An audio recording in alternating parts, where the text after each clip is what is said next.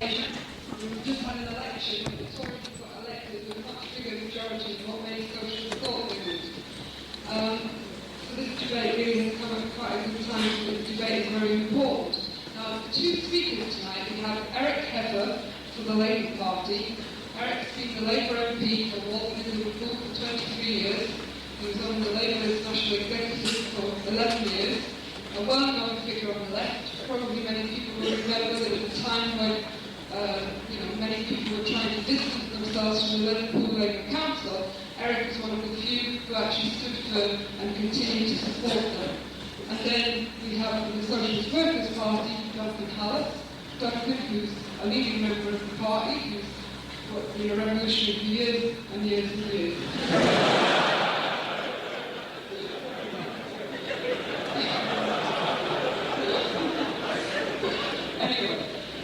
Both speakers are going to speak for 20 minutes. Eric is going to start off and Duncan second. And for those of you who've been at other events at Marxism, you now know there is absolutely no talking about. Chair, comrades, this is advertised as a debate. I want to make it clear that I'm not speaking for the Labour Party. It can't be working. Unless you want me to speak at the top of my voice, which I don't intend to do.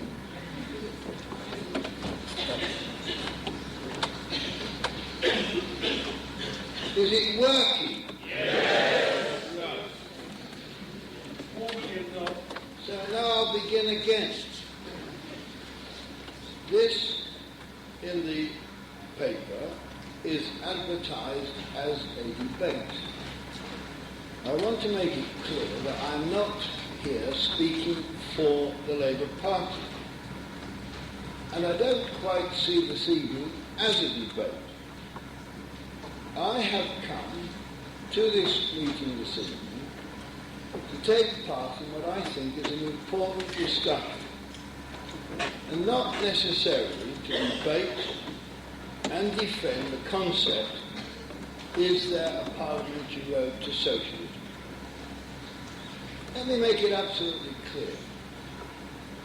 I believe such a road is possible under certain conditions. But if the conditions change, the circumstances are not there, then obviously a parliamentary road is closed off. I believe at the moment, in this country, it is possible, or put it another way, we can achieve socialism by parliamentary means, providing the will and determination is there to do it. That's why I'm a member of Parliament, and why I'm in the Labour Party. But I also want to make it clear that such a road is difficult, and it would be quite stupid for anyone to underestimate the difficulties that are presented. But I don't see the idea of a parliamentary road to socialism as an end in itself. I see Parliament as a weapon that can be used in our struggle for socialism, and democracy as the engine of change in that struggle. Our objective, if we are genuine socialists, must be the creation of a socialist society. And an essential part of that must be democracy. Those of you who've read and studied Rosa Luxemburg will know that from the very beginning of the Bolshevik Revolution, she made criticisms because of the lack of democracy within the Soviet system and within the Bolshevik Party. I want us to create a classless society where poverty, unemployment, homelessness, ignorance, intolerance, racism is abolished. It must be a society where equality exists and where there is real production for use and not for profit. Society which can only be created, in my opinion, on the basis of the public ownership of the means of production, distribution and exchange, based on democratic ownership and control by the workers, by hand and by brain.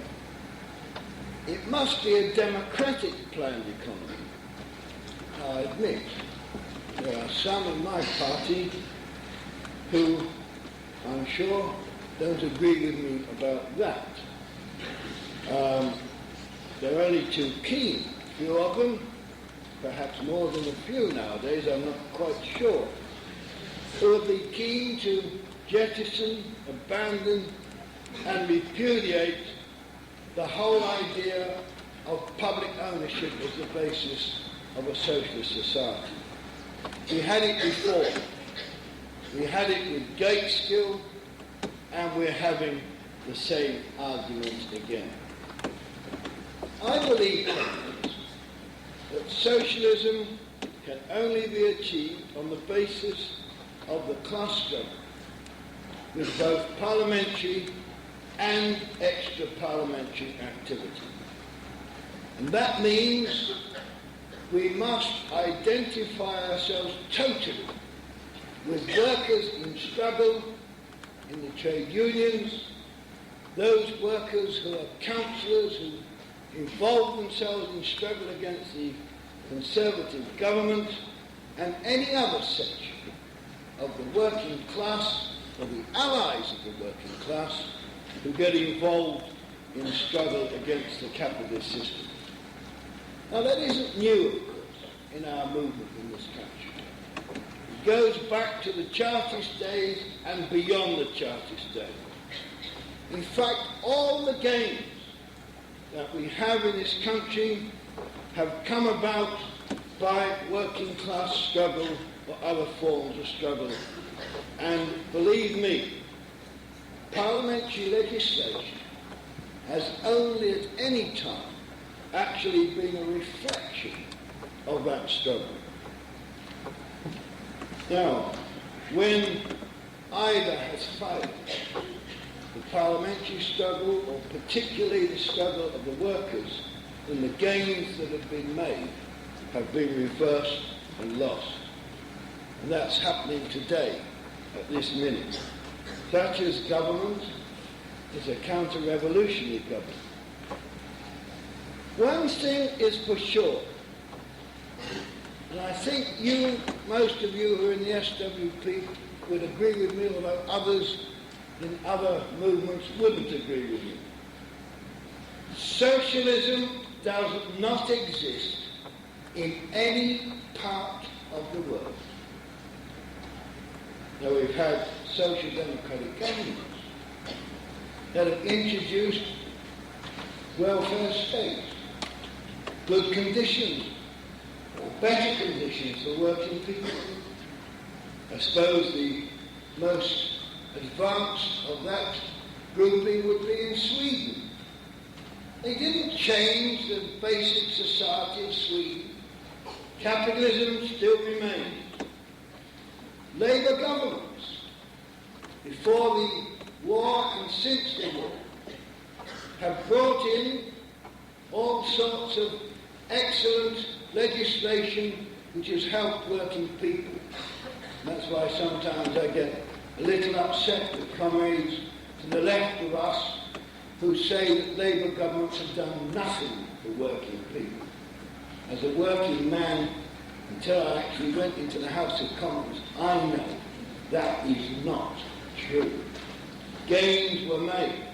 But again, all we created were a number of oases which are now being encroached upon, destroyed step by step. The thing we didn't do was to fundamentally change the character of our society. It didn't bring about the transference of power to working men and women and their families. It didn't take place under Attlee, Wilson or Callaghan, and today we're paying very dearly for that fact.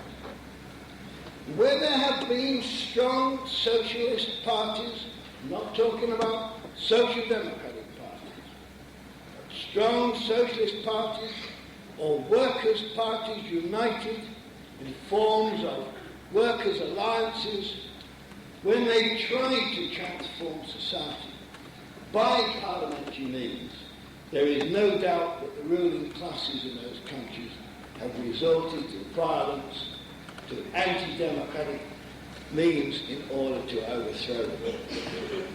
There are plenty of examples, and I can't actually think of one exception to that anywhere in the world. It happened before the war in Italy. It happened in Spain with Franco. It happened in Greece since the war under the colonels. It happened in Germany, although Hitler used the democratic machinery backed by violence. But once they were there, the democratic system was utterly destroyed.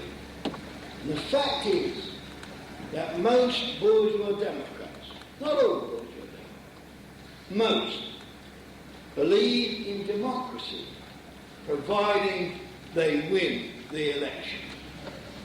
They don't, then it's very quick to notice that they ignore democracy and are only too happy on occasions to see it overthrown. Now, of course, if you have a tame social democratic government, they're not very unhappy with that. Although even tame social democratic governments, as have been proved recently with Mr. Wright in the M15 revelations, action can be taken and organised against them, and governments can be frightened into submission. Now, recent experiences, of course, are not happy either. We've had Bob Hawke's government re-elected in Australia. And it seems, on the basis of what I read, it's got there because it's helped capitalism to strengthen itself. Which I find very strange indeed that workers can fall for that one, but they have. The French Socialist government under Mitterrand, and of course the Gonzales government in Spain. So, comrades, the point I'm making, and that I accept, is that socialism has nowhere been achieved by social democratic governments anywhere in the world. When socialist governments have tried to bring in forms of socialism, they have been attacked and overthrown. So, socialism has not been achieved by peaceful democratic parliamentary means. That's one side of the coin. Now I'm going to argue the other side of the coin. Where has socialism been brought in by the revolutionary overthrow of the system? I'd like to ask you, hands up those who can show me where it's happened. Did it happen in the Soviet Union? Comrade, there was socialist democracy for a very short time in the Soviet Union, and it didn't last. Now, I know all sorts of people have got various different ideas about the nature of the Soviet Union. Now, I'm an ordinary working class lad, a simple soul,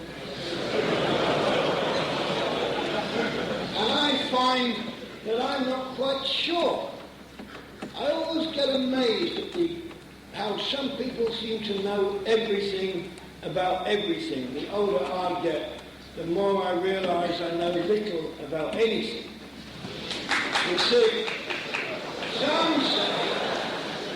some say that the Soviet Union is a degenerated worker state. Well, there are contradictions in that. Others say that it's a bureaucratic socialist state. Others, and the SWP understands very well because they say it is state capitalism. I really don't know. The one thing I do know, that it is not socialism. And therefore, none of you could argue that the revolutionary overthrow, whether it's been in China, whether it's been in Cuba, whether it has been in any of the East European countries, the revolution carried in on the bayonets of the Red Army, that socialism has been created.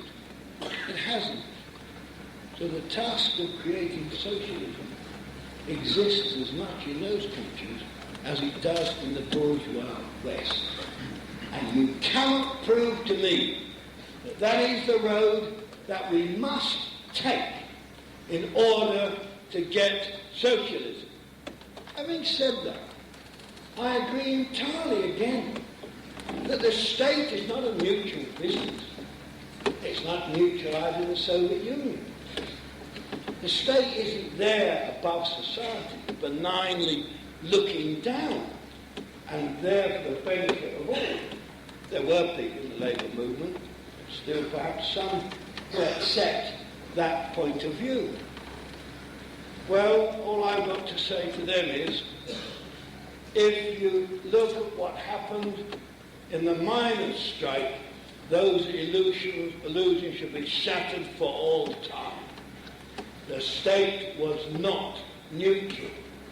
It was used, both the repressive side of the state and the so-called socialist side of the state, was used most effectively against the miners in their struggle for better wages and conditions and to defend their jobs and to defend their rights. In fact, the miners were fighting for all of us. You see, as I say, these countries which do not have genuine socialist organisations don't have, for example, genuine trade unions. The only genuine trade union that has existed in any of the East European states for a long time has been Solidarity in Poland. And that was made illegal by the so-called socialist state. So, comrades, what I want to put to you is this, that we should be quite clear in saying that the capitalist system is not destroyed in the West, and socialism not yet created in the East. But the important thing is that we have to base our policies on the existence and acceptance of the class struggle and class society, and use all the means at our disposal in order to help transform and change society. That's why I believe socialists should be in the Labour Party. They should be there fighting with other socialists in order to get the acceptance of the entire movement that socialism will only be created by the action of the workers themselves, and once they've got it, they must keep it by the action of the workers themselves. And there must not be time to any particular political party, because if we get socialism through the parliamentary means, I would hope there'll be a lot of political parties on the left that will nevertheless keep the Labour Party in a position of carrying out its socialist ideas.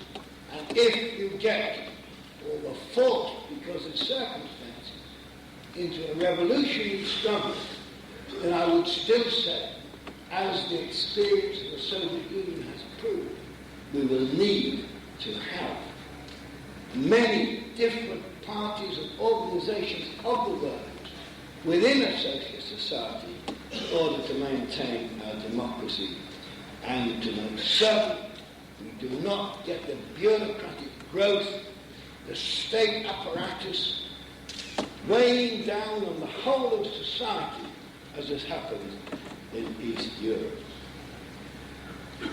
Well, I of course would like to raise a whole number of issues. I can't, I haven't got the time. I'd like to argue whether in fact the state should be destroyed, as Lenin suggested, whether it is going to wither away. Certainly hasn't withered away in the Soviet Union. That's a racist circle. You don't need to be a genius to know that. And it certainly raises a whole number of issues that I haven't got time to raise here today. One thing is clear. The fighting for the transformation of society through the parliamentary struggle, also through extra-parliamentary struggle, we need to fight for a socialist Labour government that will do a number of things once it has a parliamentary majority. It will have to democratise the armed forces. It will have to democratise the police force. In fact, it will have to deal with all the repressive organs of the state. It will have to bring the Secret Service under rigid control, and I would hope eventually abolish it altogether. We will have to have elected committees to control the forces of the state. Whether you do it, comrades, you can laugh and sneer, I'm sure some of you might do.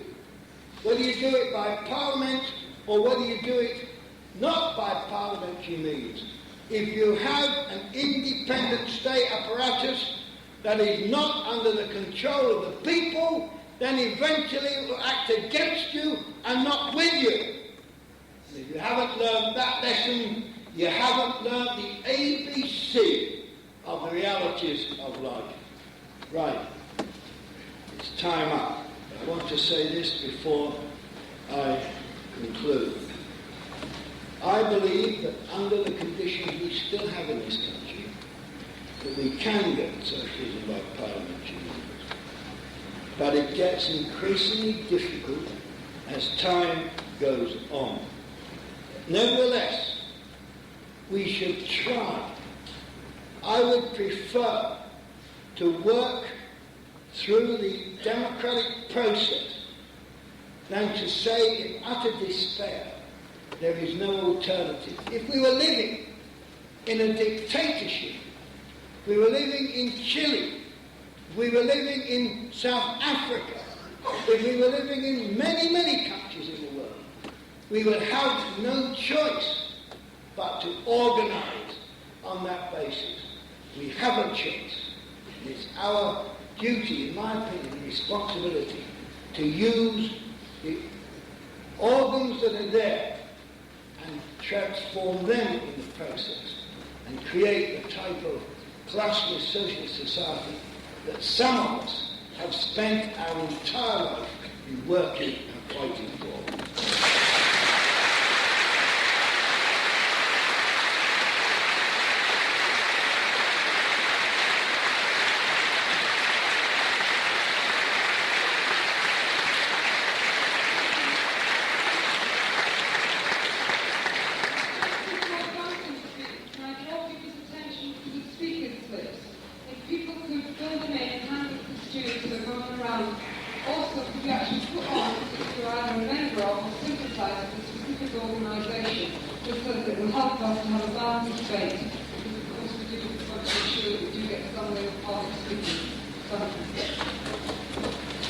Colleagues, the most useful sorts of debates are ones in which there is first an area of agreement as well well as an area of disagreement. So I'll start with the areas of agreement. And they are, on the face of it, very, very considerable. I'll go through it quickly. Eric says, wrong notes, Eric says, socialism can only be achieved on the basis of the class struggle. Yes, we agree. We must identify ourselves entirely, totally, with workers' struggles. No argument. All real gains, and this is a very important point, made by working people have been made by working class, through working class struggle. And then we get for added, Parliament was simply a reflection. Now, I don't think he really meant that simply. In any case, I don't think it's entirely true. What is true, however, is there is no question about it. Every real and substantial gain made by the working class in this or any other country has been the result of working class struggle. Finally, not quite finally, socialism does not exist anywhere. Yes, the USSR is not socialist. Yes, I'm not going to talk about the USSR. I think it's raised a number of questions. I don't believe I have time to deal with them adequately at all. Nevertheless, we're agreed on the general proposition. And finally, the state, in countries like Britain as well, is not neutral. Excellent. We have got, apparently, a large area of agreement. Now then, let us come to the, what I would call, the positive side of Eric Heffer's case. Now here, I am going to refer to his little book, Labour's Future, published last year. I refer to it because, of course, I hadn't heard him when I prepared to speak, and therefore I looked at his book. And this book is a very significant one. He advocates, he says, not simply a parliamentary road to socialism. I don't want to go into the semantics of the debate. He advocates what he calls revolutionary reformism. He has written, the choice between revolution and reformism is a false argument. He wants, he says, he writes, a peaceful democratic revolution through parliamentary means. So, apparently, we have yet a further area of agreement. Actually, with whatever qualifications or arguments on the face of it, we understand that socialism can only be achieved through a revolution. The question is, how? What do you do about it? How do you proceed along that road? And how do you operate when you are far, far from a revolutionary situation? Well, now, there are two problems with this revolutionary reformism position. The first one is the obvious one, and I shan't spend much time on it, because Eric Heffer himself has said the state is not neutral, etc. He has said that when it has looked in certain circumstances as though socialist organisations operating through parliamentary as well as extra-parliamentary channels have looked as though they were really going to erode the power of the ruling class, the war overthrow it, the other side has resorted to force. He said it himself, and the obvious example, the glaring example, is identity insurance. Absolutely no question about it. Here you have a regime which did actually seek to make some serious inroads, at least, into the power of the ruling class and into the power of American imperialism indirectly. Problem. The state machine was not neutral. Now, I'll come back to that in a moment. First problem, that's the first problem. Second problem is the instrument. The instrument for the development of socialist politics, the socialist revolution. It is, of course, and it believes, the Labour Party. Now, we've got problems about that. We've got very serious problems about that. Let me read one of them. The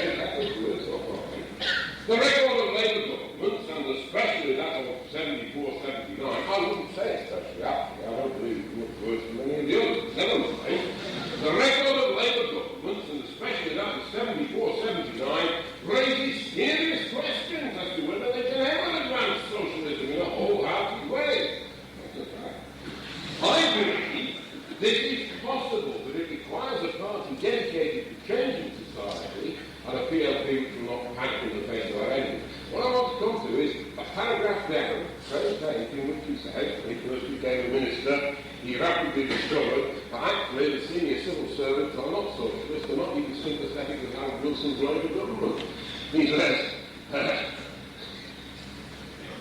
when I was told by one senior civil servant that ministers were either tamed or they left. I took the latter course. Civil servants were described by Peter Shaw as permanent politicians. That is what they are. The elected politicians being but transient figures on the scene. Now, that's a problem, isn't it? And it has an answer. It's a very serious Labour government wanting to transform society and carry out its policies. Well, to tackle this problem through a system of advisors who are between the civil servants and the ministers and who are sufficiently expert to confront a bureaucracy. Come on. Let us look at the gigantic disproportion between the problem. The state is not neutral. They are basically on the other side. How do we solve this problem? We have a... Come on, right? Any Heffer knows as well as I do that Harold Wilson had squadrons of advisors. There was Tommy Barrow and his Hungarian circle, all the economic experts, Nicholas Calder. God knows I forget the names. Eric probably knows them better than I do. The problem is not advisors. The problem is not advisors. The problem is that the Labour Party leadership and the Labour Party left to accept in practice, although Ed himself has said the state is not neutral, accept in practice that the capitalist state is the instrument through which they hope to achieve something. In the case of Eric, standing on what is now clearly the far left of the Labour Party. I mean, he might not accept the restriction, but the truth is it's true, if only because the rest of the left has moved so far right so quickly. Accept the whole basis of the working through the existing state. And come on, more seriously, advisors. The real problem is not even Sir Robert Armstrong and his Oxbridge-educated colleagues and so on. After all, they are just people in principle they could be sacked. No. When we say the state is not neutral, we are serving England's definition of the state. What is the core of the state? It is bodies of armed men in the service of the ruling class. We are talking about the generals, we are talking about the officers' corps, we are talking about the senior police chiefs, we are talking about precisely the people who, when they do resort to force, if they're in a position to resort to force, actually deliver the force, and not at all smooth-talking, Oxford-educated civil servants who, unfortunately, are running rings around poor, misguided Labour ministers who haven't got their briefs done properly and therefore need expert advisors to give them better briefs. Come on. It's a totally unrealistic picture, isn't it? A totally unrealistic picture. All right. So much for the state. I can't resist. I said I'll come back to it again, and I will. You know? There is always the illusion. We call it exceptionalism. Oh yes, that was true in Russia, perhaps. In Germany, in Italy, amongst other lesser breeds, but ours are different. Shortly before he was overthrown, Allende made a speech. It was produced, a collection of his speeches was produced by Penguin Books, you know. They got the timing absolutely superbly right, because by the time the thing hit the streets, or hit the bookshop, the coup had taken place.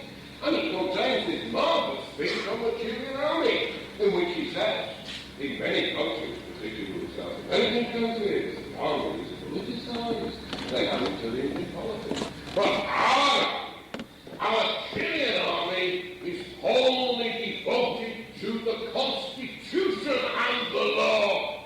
That was the army led by Pinochet, which overthrew Allende, murdered him, and murdered countless others. Now then, I make this proposition. Do you think we don't have our British Pinochets? Look at Northern Ireland. Come on. Not their whole strength, not their whole basic position. British capitalism could survive, in my view, without terrible offset if it had to sacrifice direct rule in the 6 counties. There would be problems with it, but yes, they could survive. Damn it, they were able to survive the loss of the 26 counties, the loss of India, and God knows what else.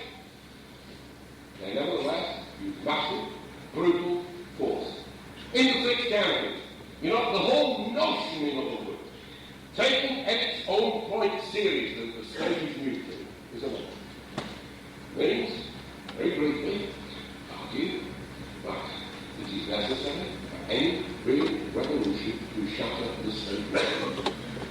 Now, come on, it's easy to say this in a whole, isn't it? The state machine is massive, the state machine is powerful. The state machine is not going to be shattered as a result of the application of the revolution. Three right numbers of revolution. No. And here we come to the real problem of any revolution, any real revolution. Peaceful or not, how peaceful depends on to what extent the other side is able to mobilise its forces. And that is this. The characteristic of a real revolution is that masses of people who are normally inert, but in a political sense, who normally do not participate, who do not believe they can change the world, are, as a result of quite exceptional circumstances, yes, I repeat, quite exceptional circumstances, thrown into activity. That is the force that can shatter the state machine. I haven't time to go through the historical examples, but it is absolutely clear. Now, we can't make that kind of situation. Revolutionaries do not make revolutionary situations. Trotsky had a very good little passage on this, which I was quoting from memory. I hope accurately. He goes something like this. A revolutionary situation is a product of objective circumstances which are independent of the will of parties and persons. Independent of our will, no question about it, which arise from deep-seated structural crises in society and occur comparatively rapidly. Yes, thank you. So I comparatively rapidly and comparatively infrequently. Right. We can't create that. What we can do is attempt to create a not simply class-conscious, but politically class-conscious layer of workers who understand the nature of capitalist society, who understand the need for revolution, who understand the need for internationalism and all the rest of it. Of course, on the basis not simply of argument and propaganda, but active participation in struggles of all kinds. Now, that's our view of the instrument. And our instrument, let us be quite candid, I look around at it and I think, it's not all that impressive, is it? That's right. But then I look at the other instrument, the dear old Labour Party. And I quote from today's, it happens to be the Guardian, nevertheless. Meanwhile, Labour's Finance Committee, Finance and Subcommittee, should be the NMC, they can know their fellows, accepted proposals, this is yesterday, to close the party newspaper, Labour Weekly, and it's the Electoral Journal, Socialist, as part of saving with £600,000 designed to reduce the budget and taxes in full-timers. Come on. This is supposed to be a mass party. In one sense, it is a mass party, in that it enjoys a great deal of passive, and I repeat passive, merely voting working class support. Yes, that's important, but it's passive. We, who make no pretensions, no claims whatsoever to be a mass party, actually I should have broken up here, shouldn't I? Managed to produce, with our resources, which are insignificant compared to the £600,000 they want to save, let alone their total budget, a weekly paper, a monthly journal, a quarterly theoretical review, etc. Why? Because we are so clever? Rubbish. Why? Because we are financial wizards? Actually, we're fairly incompetent. No, but because it's important, because for us, the very last thing you sacrifice is your weekly paper, with which you try to influence ever-increasing layers of workers. And if you can't be ever-increasing at the moment, General Gallup to the right, Labour Party and everywhere else, well, they're not increasing. You have to hold what you've got. The last thing you sacrifice. We would not sacrifice our weekly paper unless we were reduced to a handful, and the position was when the printer said, yours, £6,000, and we're not printing another bloody issue until we've got it, and we can't get it. Right? Note the mass party, the alleged mass party, and this is the great appeal of many. Eric has not done this, I don't want to misrepresent it, but many clapped out ex-revolutionaries in the Labour Party. Party. I don't want to Comrade Heffer and that's Captain Street. Tell us, oh, we are the mass party. Where are you? You're outside the window. The mass party is not even on a weekly paper. You know, if we had any pretensions to being a mass organisation, with, they claim, about 300,000 individual members, we would run a daily paper. Obviously we would run a daily paper.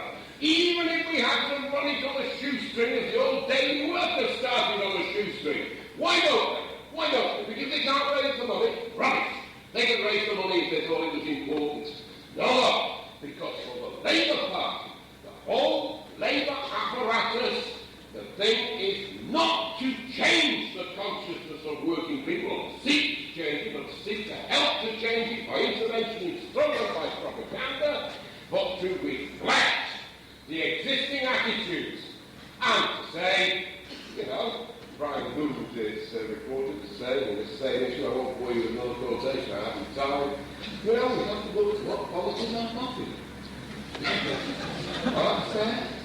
The dominant ideas in any society are always the ideas of the ruling class. If you want electoral success, first and foremost, I'm not arguing against participation in elections, that's another question.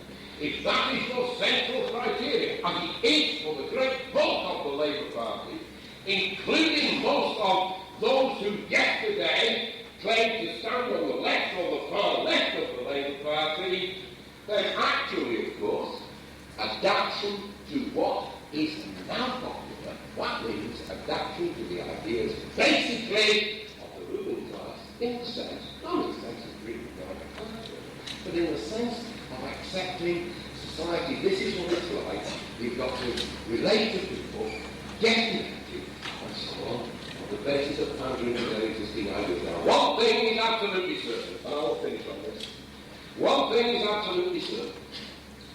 Whether a revolutionary democratic revolution through Parliament, and I would be dishonest if I said that I thought that was a realistic prospect, I do not, but I'd be willing to discuss it, whether that, or whether a revolutionary confrontation we believe necessary, the destruction of the existing capitalist state, none of this, neither proposition, has the slightest reality or the slightest viability except on the basis of changing the consciousness of masses of people.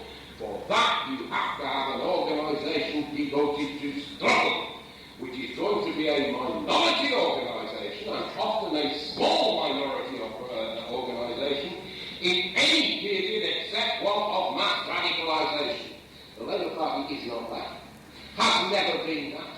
Has reflected. I'm not arguing the Labour Party can't swim that today. I've done it can. You know, adapt to the existing consciousness. If there's a sufficient swing to the left, we'll have a new left wing in the Labour Party. And what will they argue? Essentially the same thing. Not simply the parliamentary road in the sense that Eric Heffer is arguing. You can use it. Revolutionary democratic transformation. My time's up one sentence. But you adapt to the existing order. You get experts to advise you to argue with the Sir Robert Armstrongs of this world, and you think the British Army is different, and that in some sense or other, without working people themselves doing it, you can achieve a fundamental social transformation. You can't. We have much in common with Eric Heffer, but we also have fundamental differences on this issue, which after all, comrades, is the central issue which has divided the working class movement for the last 70 years.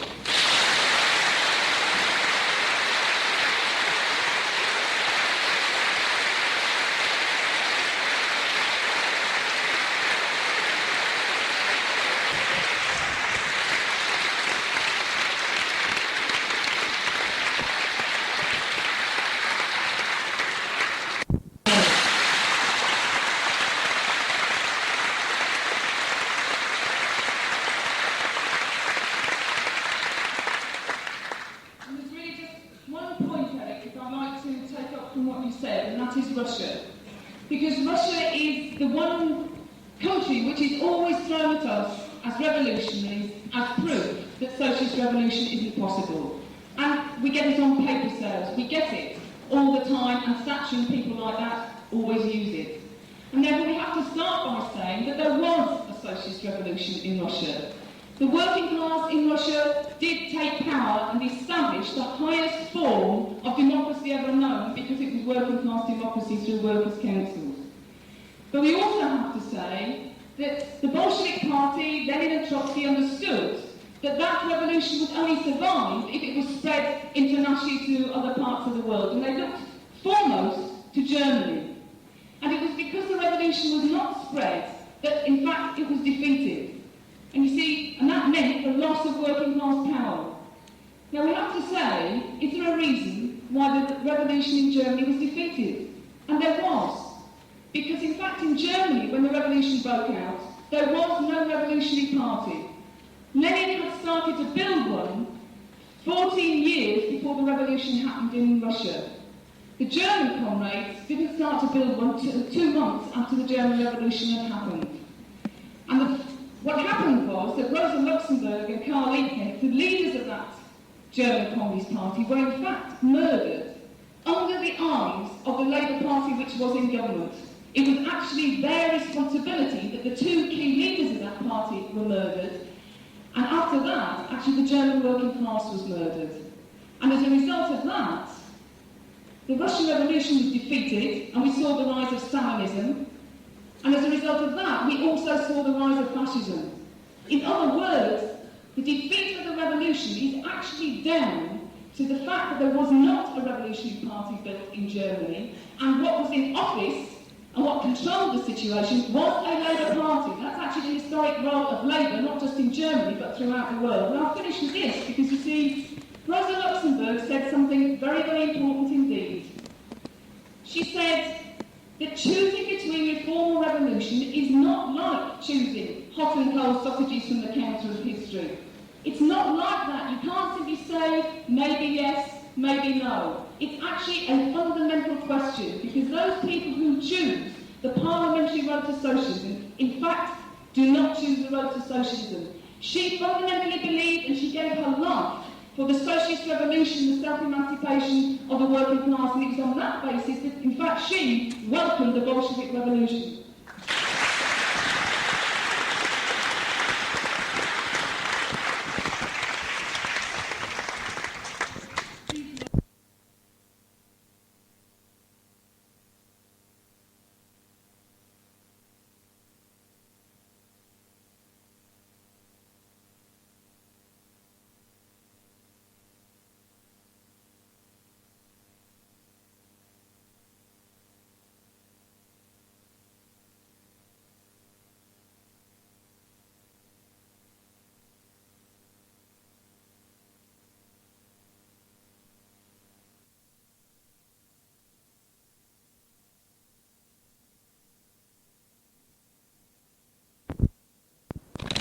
Assessment about the impact that the SWP has on the Labour Party almost zilch.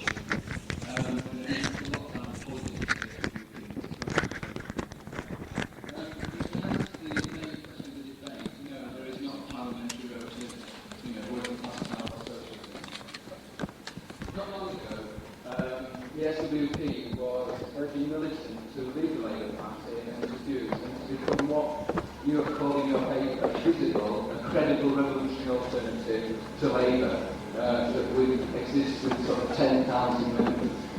And, I think the truth is there will never be a credible revolutionary alternative, even of 20,000 or 50,000, until a sizable chunk of the trade union movement becomes a revolutionary trade union movement, and this would form the foundation of the truly mass credible revolutionary party that would be visible in order to challenge the reformist Labour Party. Today, the trade unions are almost wholly identifying themselves with the trade union movement, where they've done it to the Labour Party, and where they've done it, they identify to the right of the Labour Party, if anywhere. And therefore, the attitude of scientific Trotskyists is towards the Labour Party is crucial, and the scientific analysis based upon sort of Marxist method of Lenin and Trotsky and their approach to the Labour Party is essential.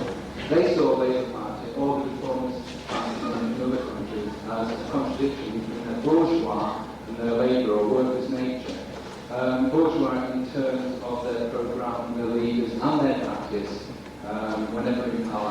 out of power in their attempt to stifle workers' attempts to fight back against the ruling class. Likewise, on the workers' side, it's founded by the trade unions, its material and financial base is the mass of the working class through the trade unions largely.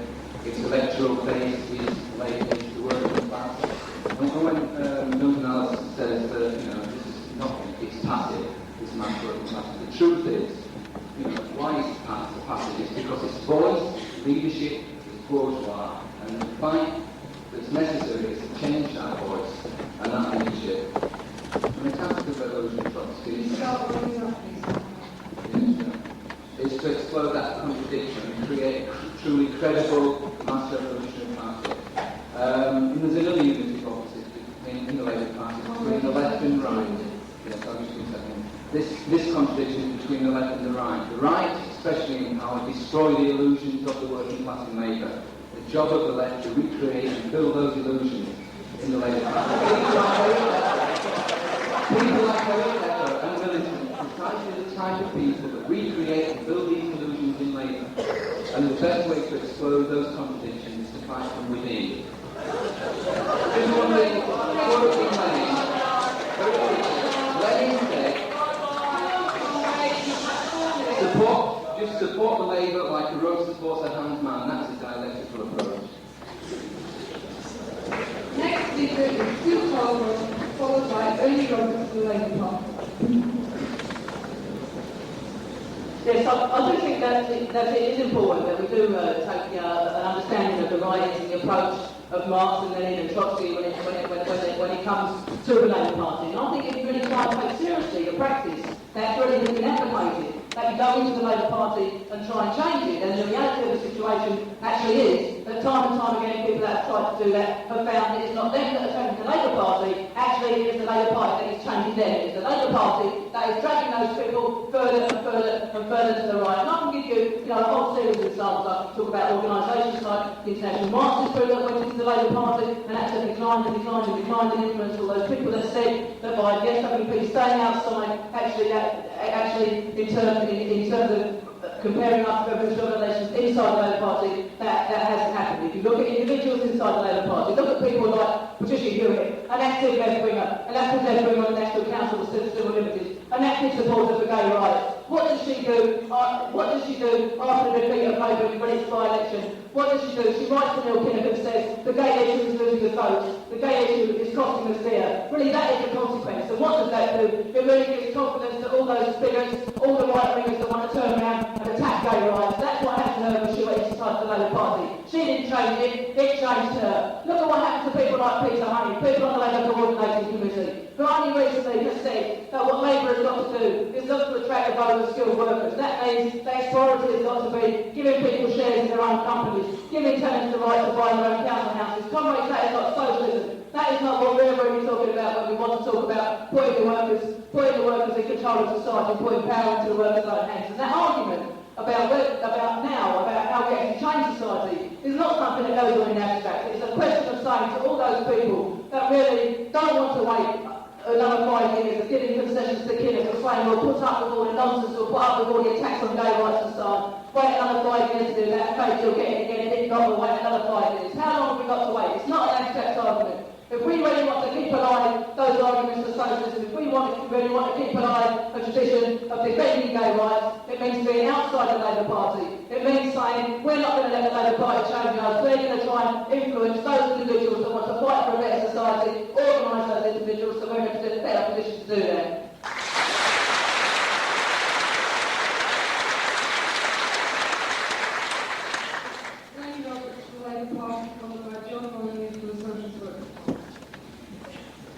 Thanks, comrades.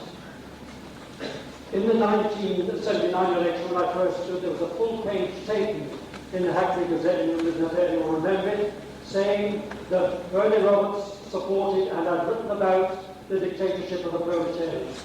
I believe that one day there will have to be a superseding of the capitalist state by workers' power, by a workers' state. There is that amount of agreement between myself and Comrade Hallas and others of you in this room. And that there is to a continual working class struggle in which we must participate and in which I have participated over the last 55 years. And only by working class struggle, and I can say that out of my own experience, the only gains that I and my class have made have been as a result of the struggles that we have conducted as a result of strikes or whatever else inside industry or inside society generally. It is true, as Eric has said, that democracy is a reflection of the struggle of the workers. Democratic gains through working class struggle, yes, and they are reflected in law. But don't make the mistake that because a capitalist government, a capitalist state, recognises the fact by law that workers have rights, they only have to do that as a result of struggles which have been won by the workers and they are put onto the statute books. I have examined the statutes that have taken place ever since 1825. 1825, the Anti-Combination Act, law against workers united. Further legislation had been put on the statute books after 25 years of struggle, allowing workers to have trade unions. And so this has gone on. So that in 1926, after the general strike and the defeat, they put on the statute book a piece of legislation, the Trade Dispute Act, which took away rights from the working class. Then there are further struggles, and then a piece of legislation gets put on the statute book supporting the rights of workers. And that's the way the struggle goes, and now it is registered in Parliament. But what they register in Parliament is only the actions, the gainful actions, the mass actions, the actions which are successful, which then compel them to put some kind of legislation on the statute book. That doesn't bring socialism. All it does is put markers down of how far the working class has got in its struggle within a capitalist society. The Labour Party, on the other hand, it must be remembered this. I've been a member of the Communist Party. I was a young Communist leader and national executive some years as a young man, many years ago. The Labour Party, I found, is a mass party. It has reformist leaders. The trade unions of which I've been a member for over 50 years are mass parties of the working, are mass organisations of the working class too, which have reformist leaders. But we don't stick it out of the unions, we stick it into the unions and fight and change those working class organisations into revolutionary forces which will change society. And one can say the same thing about the Labour Party too, to get into that party and to fight amongst the workers where they are, because the workers in that party, the workers in the Labour Party, do take part in mass actions, do take part in working class activity. They take part. My final point is this, that there has to be unity of the working class. That is an absolute essential behind working class actions. And there has been disputes like the miners, the printers, the hospital workers and others, which have failed because there has not been that unity of action of the working class supporting each other when in action. They are listened to regularly to their own particular reformist leaders. And as a result, those actions have been defeated. And until we learn the need and the reason for and the absolutely essential of the working class uniting in its actions, we shall not change society, we shall not have a workers' state, and we shall certainly not get socialism.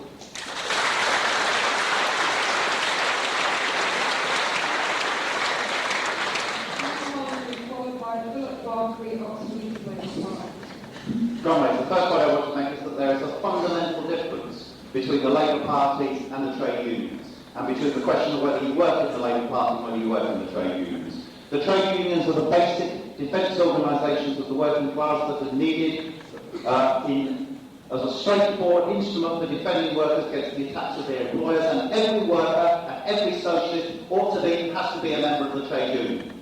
The Labour Party, however, is a political selection from among workers on a reformist basis with a reformist structure and so on. And there's quite a difference. If you stand outside the trade unions, you cannot fight against the bosses, you cannot participate in the class struggle, but being outside the Labour Party does not at all mean you cannot fight in the class struggle. Does not mean you cannot work around the miners' strike, does not mean you cannot be involved in any other dispute, does not mean you cannot fight on all the issues facing the working class. There's a fundamental difference there. The second point I want to make is that it is quite impossible to work inside the Labour Party and change it into a genuine socialist party. And the reason why it is quite impossible is because actually the core of the Labour Party, the people who have real power in the Labour Party and always have, are the trade union bureaucracy, which are not the same as the trade unions as a whole or the rank and file workers.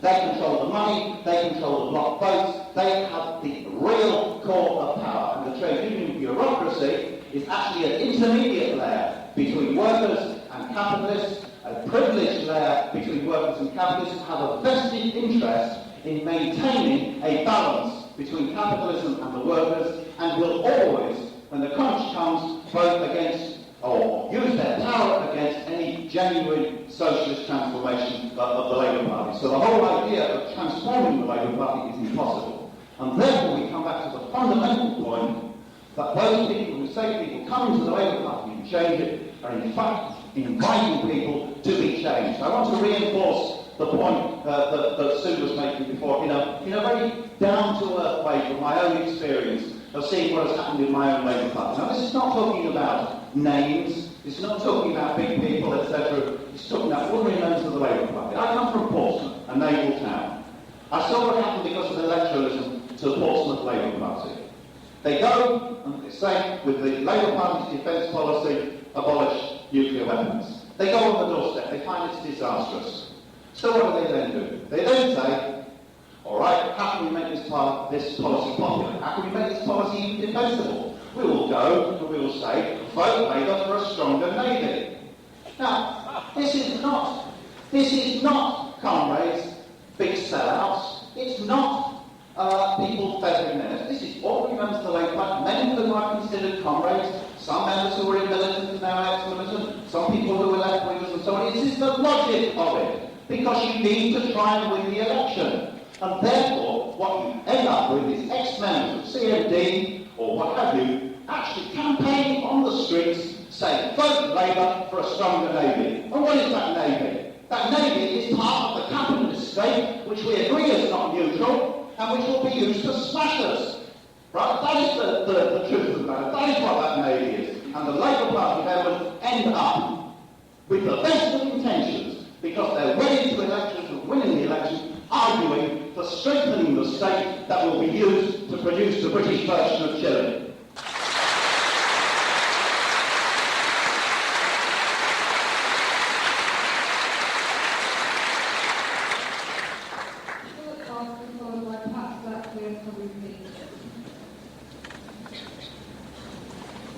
Surely, comrades, it can't be denied that Parliament has been used to make significant gains in workers and oppressed groups.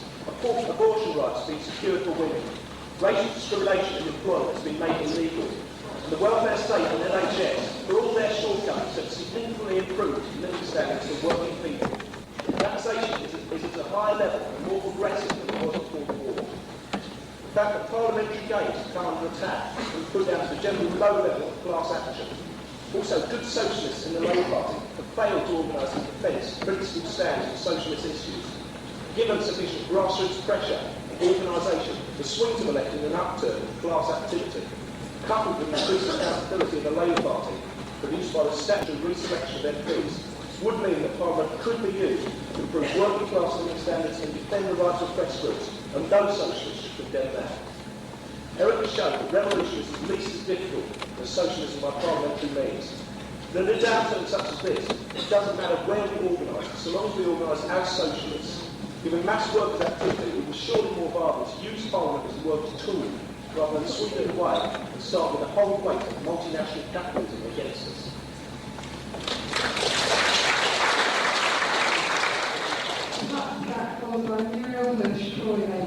Yes, Corey, I want to start with the question really of whether it matters where we organise. You see, I don't know if you saw on the television, I think it was last week, Nigel Stanley, a leading member of the Labour Party, talking about the way forward, a leading member of the Labour left, talking about, or was the Labour left, talking about the way forward for Labour, and saying the problem is that we have to understand that we have to appeal to lots of workers who are not in struggle.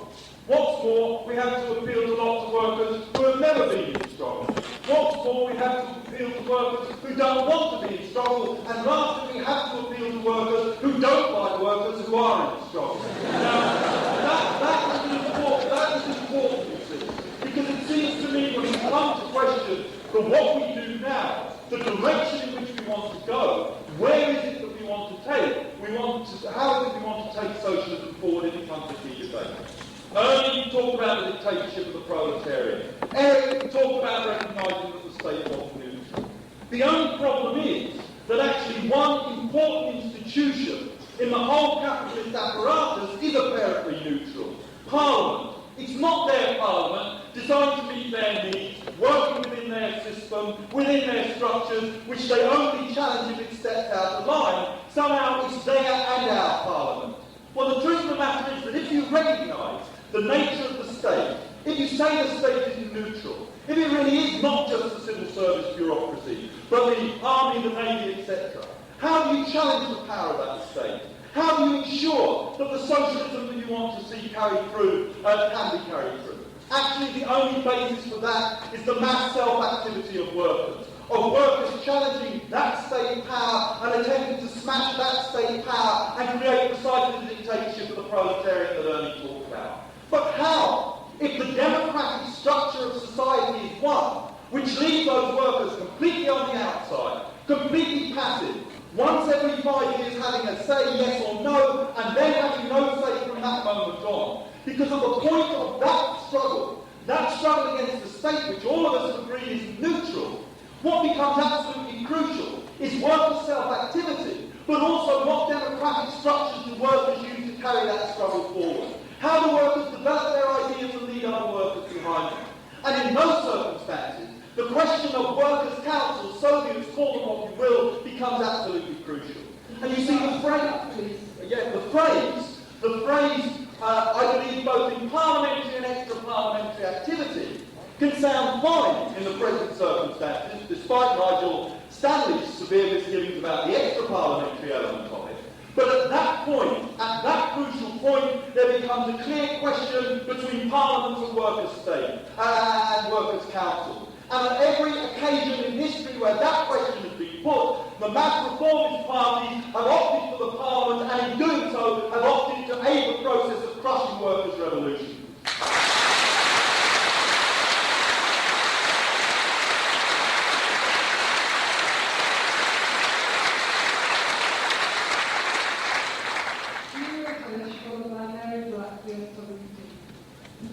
Comrades, I've worked for the Labour Party probably as long as Eric Heffer. I wasn't old enough to vote in 1945, but I was out there. And I'm afraid that what I have to say is that my conclusion after struggling for the left through Bevan and through Tony Benn is that there is no democracy within the Labour Party. Many people might say that there's democracy in the Labour Party and there's something else in the SWC, but it's actually the other way around.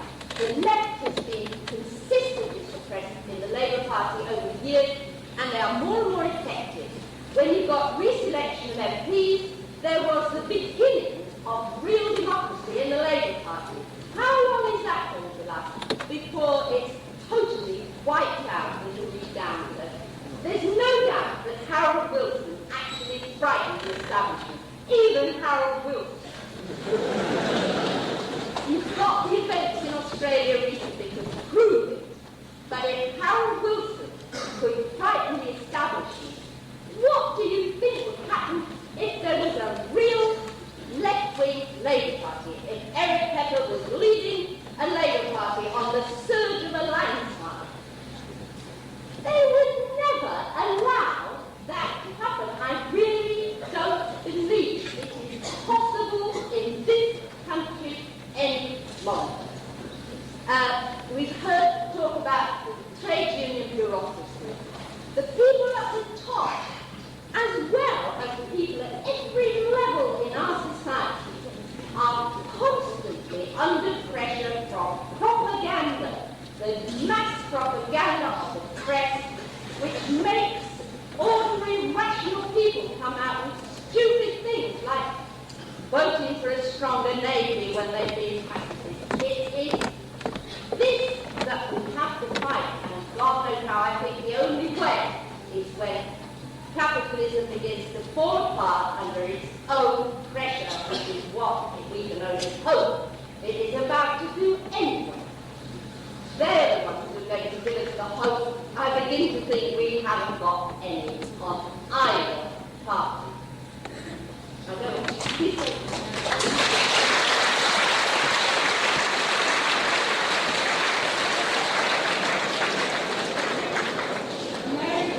followed by Morris Graham, Richard Labour Party.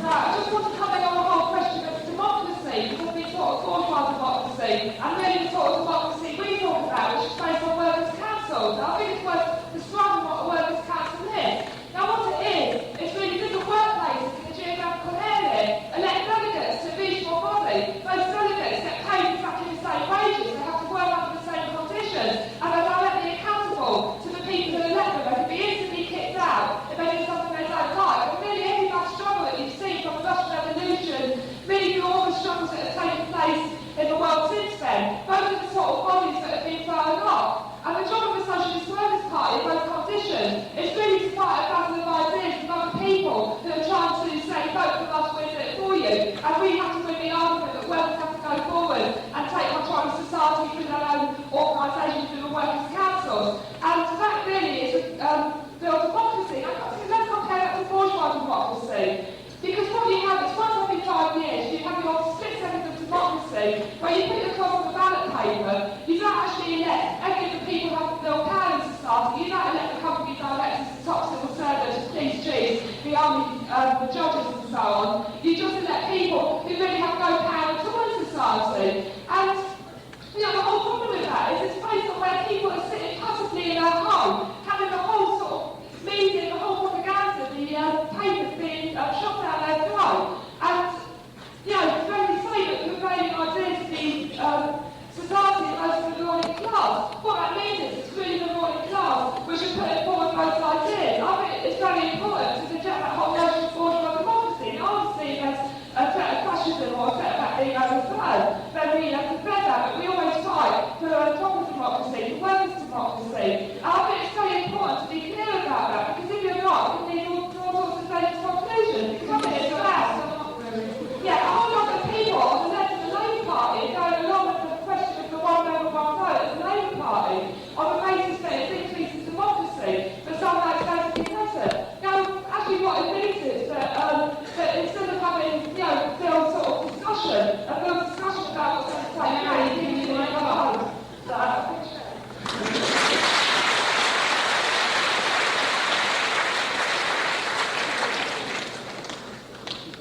Morris Graham, Richard Labour Party for about more than the Electoralism.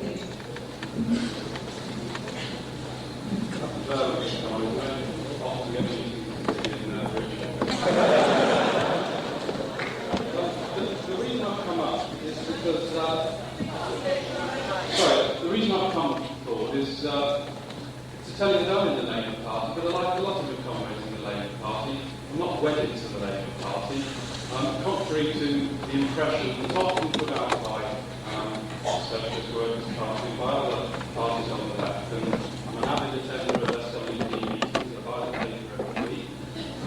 When you pay your £10 for your membership card, you don't sell yourself to things.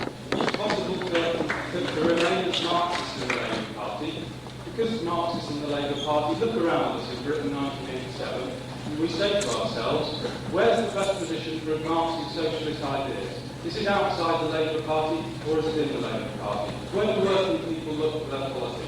Yes, they look through the trade unions because of their immediate economic interests. But by extension, they then look on to the Labour Party. Whether you like it or not, I know that a lot of us hate the idea. Unfortunately, the Labour Party, where the politics of working people are perceived to be expressed. And a comrade came up a few minutes ago and said, it is possible to organise and work outside the Labour Party. Of course it is. If you're in the margin, and you get marginalised, and you get dubbed as extremists, what I want to know is if Lenin or Trotsky were around today, what would they be saying about exposure on Newsnight, about getting onto the TV programme? Because we never heard, whether we're in the Labour Party or in the SWP, throughout the election campaign, where was the Marxist perspective? It was totally absent. And as long as you remain outside the Labour Party, You remain marginalised, and the ideas never get heard, and they're dismissed accordingly. I just wanted to finish off. Just talking about this wonderful week here. Wonderful publicity put around, very attractive publicity, but what happens when we come to a mass debate like this? We're scratching around for Labour Party speakers because you're talking to yourselves. I mean, you could have saved yourself some money and advertised only through Socialist worker publications. We had the same turnout. If you're going to go out, you've got to accept that the world doesn't conform to your view of it. There are harsh realities that you can tackle inside the Labour Party. Okay, one last point. We're taking those because of time now. Okay.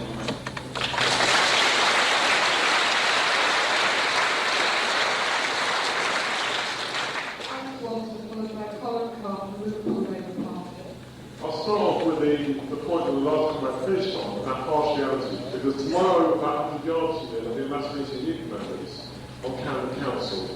And the meeting has been called to talk about something which I suspect quite a large number of non-Islamic members here tonight actually saw as a potential testing ground, if you like, for what a Labour government might do. And that was the whole dream in the early 80s of municipal socialism. Now, in a way, if you look at the threads of the debate between the SWP and the Labour Party both here and in general, there's clearly two very clear alternative roads. There's the road that the SWP takes of talking about workers' struggle and the workers' power, and the road of the Labour Party are trying to use the machinery of government and trying to use the old performance methods. Now, I find it quite interesting when Eric Heffer tries to basically put one foot in each camp, and that's something that quite a lot of people on the Labour left try to do. Actually, in practice, though, I think the experience of municipal socialism, the experience of that Labour Council is quite important one for us. Okay. Because the origins that people saw that as a way that the left and the Labour Party could actually influence both in terms of actually meaningfully in practice, actually change the conditions of working people, make it better. Something which Eric thought was important, I'm sure we also thought was important. But also that was going to be an example of how actually the ideas of the Labour left could actually grow in the country and show the way forward for a future Labour government. The actual reality, we all know, is that Labour councils, in the same way as Labour government, actually face the contradiction of capitalism. And the same way as we would argue that a Labour government would face the pressures of the capitalist class and the capitalist state, then Labour councils have faced the pressure of that bit of the state above it, the Tory government.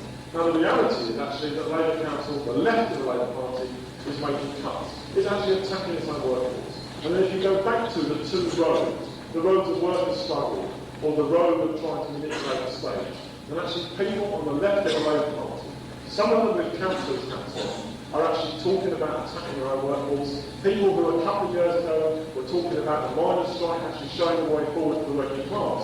Those same people are now talking about actually having to defend services rather than jobs. There are actually redundancies on the agenda.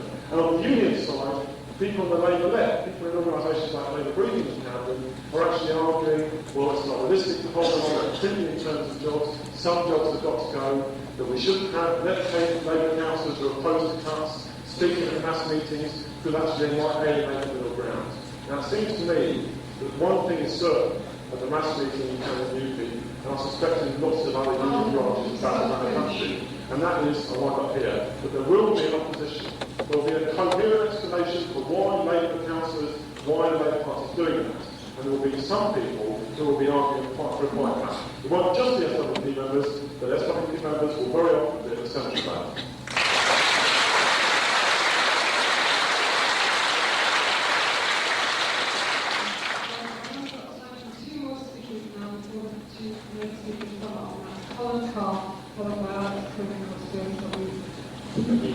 Yes, on the point of why you won't be in the Labour Party, and why I particularly think that you should be in the Labour Party. Basically, I'll be brief as I can. We had to look at Liverpool and what was actually achieved up in Liverpool. I know it's a small thing in terms of the council rather than the parliamentary approach, but if we look at it in the sense that you walk down Liverpool now, and I'm sure that you can tell it, and if there's any SWP members from Liverpool, the change and the difference that then councillors brought forward through policies, through the different parties, and policies into the council that we transform the working classes' life. Not all of them, but a great deal of them up in Liverpool, and believe me that the transformation was absolutely fantastic. And this was done through not a parliamentary system, but a voting system. Then councillors were elected up in Liverpool. And again, we didn't just have the state on our backs in Liverpool. We have Patrick Jenkins and each and everyone in Newcastle. We put the levy, we could, the CHRC councillors up there. We also had the NEC, the Labour Party on our backs. And that didn't look great.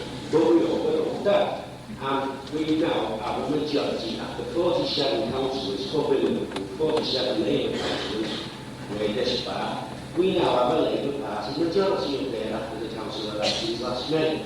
So it can be achieved, and incidentally, in Liverpool, 6 Labour MPs were all concerned with increased majorities. And it can be achieved, and what could have happened, and what would have happened, that Liverpool went down that road all on their own, before Bush government all on their own, but there was 28 Labour councils that were going to go down the road with them. And then 28 councils, and I'm sure there's a lot of people here who were residing in the councils, if then 28 councils would have gone down that road with them, the story today would be a hell of a lot different. And what I would like to suggest to you, that if you people here in the show today, within the LPs and then 28, this is Labour Party, by the way, and obviously confused. If you people were outside of the LPs, or inside the LPs in the 28 councils, maybe then 28 councils would have gone down that road and we would have shown the achievements, not just in Liverpool, but throughout the country.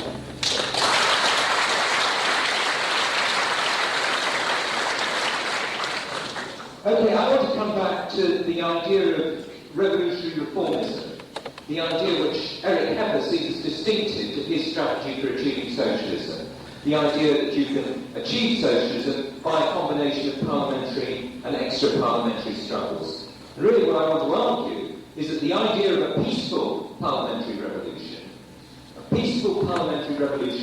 is like frying snowballs. It could never possibly ever happen. It's an incoherent idea. Why? Essentially because it depends upon the idea of combining, on the one hand, two forms of democracy. On the one hand, capitalist democracy, the democracy of parliament and elections, which is based upon passivity, which is based upon an atomised electorate who votes every few years. That's their only participation in politics. And on the other hand, workers' democracy, based upon activity, based upon collective organisation, arising out of struggle, and taking as its highest form workers' councils, Soviets such as existed in Russia in 1917, which we've seen in different forms in many other parts of the world since. Now, what we know from the experience of the class struggle is that in periods of mass struggle, the two forms of democracy clash. We saw that in a very limited way in the miners' strike, the state versus the collective organisation and struggle of the miners. In genuinely revolutionary situations, Parliament, capitalist democracy, becomes the mantle, the front behind which the forces of armed revolution organise. That's what happened in Germany in 1918-1919. The counter-revolution, the Freikorps, the beginnings of the Nazis, organised behind the Constituent Assembly.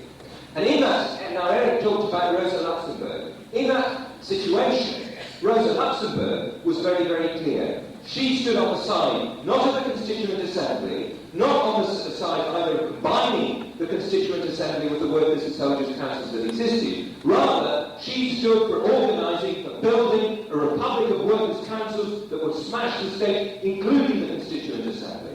And we believe that she was right to choose that in that situation. In a period of mass struggle, you could choose. You could either defend the existing state, which means essentially backing up in a period of real crisis, fronting the forces of armed counter-revolution, as social democratic leaders have done again and again, as ever did the social democratic leader did in Germany in 1918-1919, as Mario Soares did in Portugal in 1974-75. Or you could organise, attempt to build on workers' struggles to create organs of workers' power, workers' councils that can overthrow the existing state and begin to build the class of society that Eric was talking about. Revolutionary parliamentary reformism is essentially a confusion. And the tragedy is that it's a confusion that binds many fine socialists, many very admirable socialists. I'm sure we all have the greatest respect for people like Eric and Ernie Roberts and so on, the way in which they fought within the movement for the class struggle and for socialist principles. It binds them to who? The bunch of wrong, right-wing, careerist parliamentary politicians, Kinnock and his allies in the shadow cabinet, who every time the workers have moved into struggle against Thatcher have stabbed them in the back. Someone talked about we in the Socialist Workers' Party being marginal. The truth is that socialists as admirable as Eric and Ernie are now marginal inside the Labour Party because of the way in which the right are absolutely dominant inside the Labour Party. The only way in which to achieve the objectives that they share is to break with Laborism, to break with the Labour Party and build an independent revolutionary party.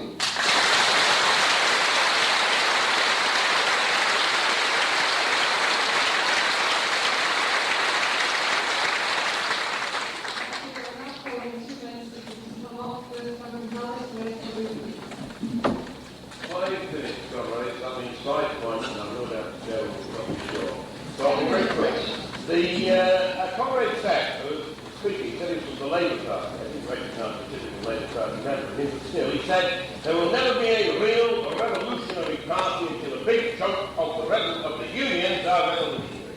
Marvellous. What do we do? You know, this is the end of the game. Wait, sit on our bottles until a large chunk of the unions are revolutionary. Obviously, this is nonsense. We know that we cannot, by an act of will, transform the situation of the working class movement by our will, even if we're all trigger. Objective circumstances are important. Objective circumstances have to change before there is a real militant, revolutionary back to the unions again. But that doesn't mean we sit back and say, well, we're taking to the upturn. Or we're passing resolutions in the Labour Party wars. It's utterly irrelevant to this question.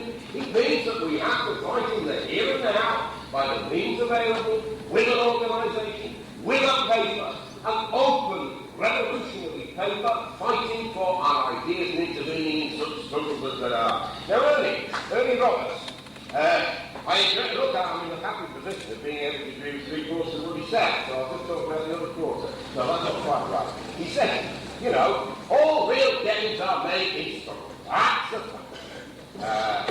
What I would like to add to that is, yes, and in our experience, his and mine, not only general but personal, those struggles have nearly always been opposed by Labour governments when Labour governments have been in power.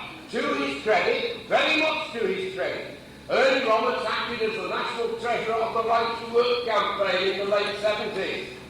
Unemployment was increasing massively, in large part, as a result of government policy. Whose policy? Thatcher, Alan Wilson, James Callaghan. There is a struggle inside the working class movement, not simply a struggle against the other side. We need, final point of our journey, we need unity in action. Yes, vitally important. All those people who are seriously and sincerely concerned to support working class struggles have to cooperate, have to get together, in spite of tactical disagreement. But that doesn't mean to say that in doing that, we have political disagreements. We pretend that we believe in growth, socialism, we don't exist. Ernie Roberts has gone much further back because he actually played an honourable role as an anti-Stalinist left-wing militant in the AEU when the real left was Stalinist, and it was far from easy to be an anti-Stalinist militant. He managed to do it. He managed to maintain his own position. Now, that is our model for united activity with Labour Party comrades and even with Labour Party organisations that work galloping to the right and all that. That's the model. But not on the basis of pretense, not on the basis of false agreement, above all, not on the basis of us burying ourselves in the Labour Party comrades. We don't believe in it. Right. Labour Party Speaker said, I have to be very brief now, the real gains have been made with the legislation of Labour government. I agree. That is a fact. But you have to ask yourself why. Why, under certain circumstances, has one Labour government, the outstanding one, introduced real and substantial reforms which materially benefited huge numbers of working people. I'm old enough, unfortunately, to have started work before the NHS, on the old panel system, 2 cards and what have you. I've not the slightest doubt. The National Health Service has been enormous gain for working people. What has happened to it subsequently? It has been attacked, not just by Tory governments, come on, comrades, I know, back to Volkswagen, great voting and so on, by Labour governments. Look at the record precisely in terms of NHS cuts of the last Labour government. We are not now in a situation when the reformist left, if you can call it that, I mean, the Kirkhites and so on, are actually pushing reforms. Far from it. They have moved so far to the right, they don't even talk in these terms anymore, in any real sense. On the contrary, if, and I hope it's not if, but when we get another Labour government, comrades, you know why we want one? It will be proved in practice with the many comrades who have the great virtue of being much younger and not remembering, actually these people are a bunch of people who, to quote Eric Heffer, he doesn't say they'll do it, I'm going to say they'll do it, using his phrase, seek to manage capitalism in the interest of big business. That is and always has been the essential role of the Labour Party. Very quickly now, comrades said we're marginalised. Why don't we join the Labour Party and get on TV? We're marginalised the election campaign. We were! Hey, I'm not told. Some rather more prominent people were marginalised. Where was Tony Benn in the Labour Party election process? Where was Eric Heffer? The fact is, you are marginalised, they could marginalise you when the relationship of forces is their favour, and they always do so. The media, the mental means of production, the hate-fixing industries are owned by who? By the capitalist classes to a minor extent. Like you say, they're winners. How do you get on? They'll always be so through under all circumstances. How do you get on? When you're strong enough to kick them hard, so hard that they have to argue with you. We're not so strong. We have to become so strong. But don't kid yourself, comrades of the Labour left, that you're in a better position. We are in this respect. If anything, and without being in any way grandiose, don't believe in chest beating. Our effective membership in terms of active people is not very different in reality from the active membership of the Labour left, if you exclude from the Labour left those people who are now busily picking Kinnock's boots, which is what a large part of the ex-Labour left are now doing, and they hope to make a career out of it, no doubt many of them will.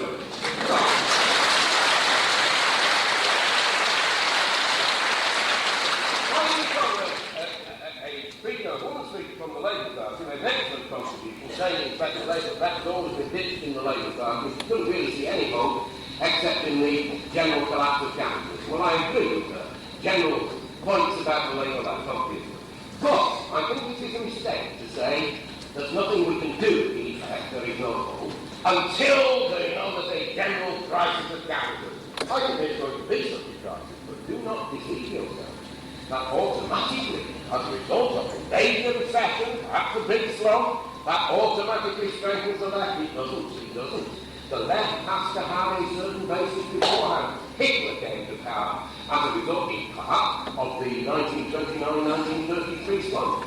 No, we have to build in the here and now. We can make a certain difference if we commit ourselves to a revolutionary socialist activity. Without exaggerating the immediate prospects, we can make a difference now. We can make an enormous difference when there is a real upturn in the class struggle as there was in Britain between 1969 and 1974. Can't resist by finishing with Eric. Well, fair enough, he is my opponent, he's got the last word anyway. He said in his book, the essential aim, hope, is to develop the Labour Party as an instrument of...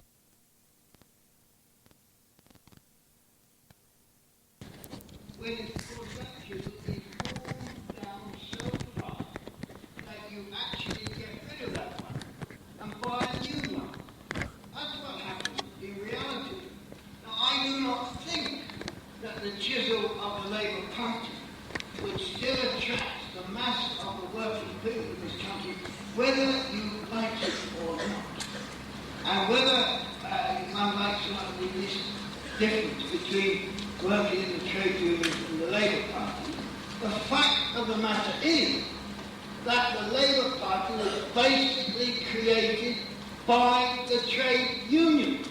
And therefore, if you work in the trade unions, you must consciously work in the Labour Party. That's the logic of that position. You cannot remain out of it. See, it's all very welcome. SWP members stand outside my CLP and the branches of my CLP, about 2 or 3 of them, selling the newspaper. Wouldn't it be better if all socialists who really believe in socialism were inside the CLP, arguing together with others there for basic socialist ideas, as the comrade from Liverpool clearly made the point in this debate this evening.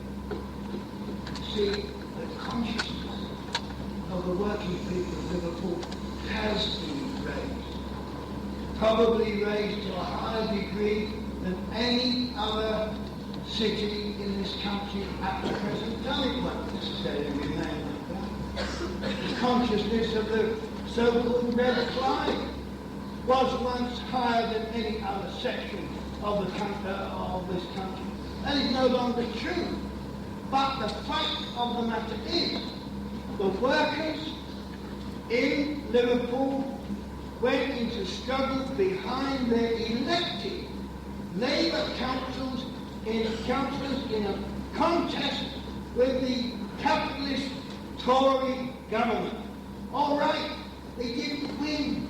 It's true there were 28 councils originally, and it ended up with 2, and in the end only 1. They lost. But did the people, the Liverpool workers, deserve them?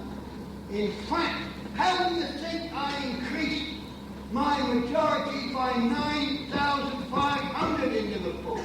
It was done because the working class in Liverpool could see that here was a Labour Party prepared to fight for them, their interest in struggle against the government.